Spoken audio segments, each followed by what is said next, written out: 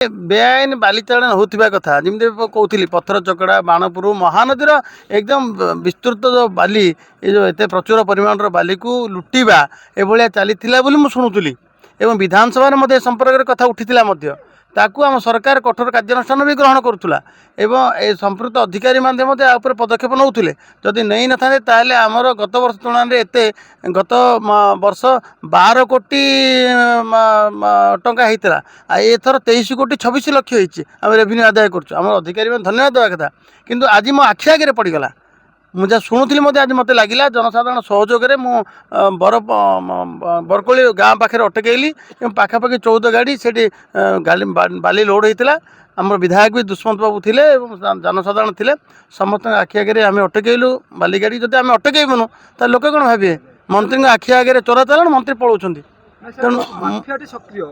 न बिल्कुल बिल्कुल संपूर्ण पूर्णछेद पड़ो कौन सी माफिया चलो ना बेआईन खनि खादान लुट हवा चलो ना ये जो भाव आरटीओ थिले एवं तहसीलदार थिले माइनिंग अफसर थिले एवं थाना थाना आईएससी भी थिले समस्त आज लगी सब गाड़ी सीज हम नहीं एवं देखिलु एवं देख डुप्लिकेट थिला एवं एरे से कौन जाऊँ सर गाड़ी से धरवे मु देखिल ना देख आम जिते गाड़ी पड़ो आम धरबू नहीं मुझे प्रभु के पाखु दर्शन आज सुनावेश था नीलमाधव काम ही आम कलु प्रभु से ही चाहती तेणु आम आसला बेले मो काम ये निश्चित भावे आसंता काली तो लोके तो उत्त्यक्त अच्छा लोके कहले एभलिया होउथिला लोके मते तार पूर्णछेद पकईदे ए सरकार माफिया चलो ना नहीं बिल्कुल देखो ए राति प्रशासन आज हठात केमती आसिले एबे मो सांगे सांगे मो पाखु केमती आसिले मो पाखु को केमती आईएससी आसिले मो पाखु केमती आसी रेवेन्यू माइनिंग अफसर आसिले आ तहसीलदार आसिले पुणी आरटीओ आसिले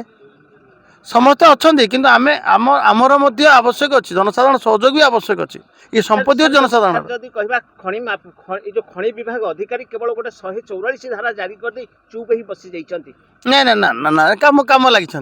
काम आगामी दिन देखिए